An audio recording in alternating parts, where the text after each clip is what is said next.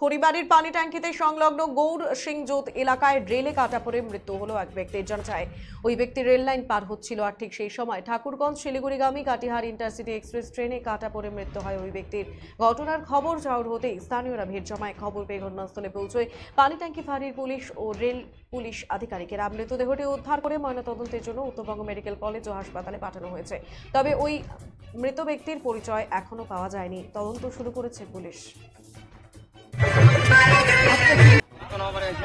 এই কিছুক্ষণ আগে একটি ট্রেন গেল, সেই ট্রেনের ধাক্কায় পরিচিত ব্যক্তি না আগে তার দুর্ঘটনা। কোন দিক থেকে কোন দিক যাচ্ছিল ট্রেন? ট্রেনটি নকশালবাড়ির দিকে। রেল লাইনে একটা ডেড বডি দেখলাম, কোথাকার ডেড বডি চেনা যাচ্ছে না। এই এখানকার স্থানীয় কি?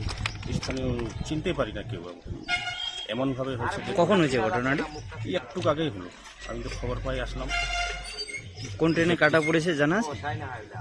মনে হয় 82 থেকে এইদিকে নকশালবাড়ি গেছে।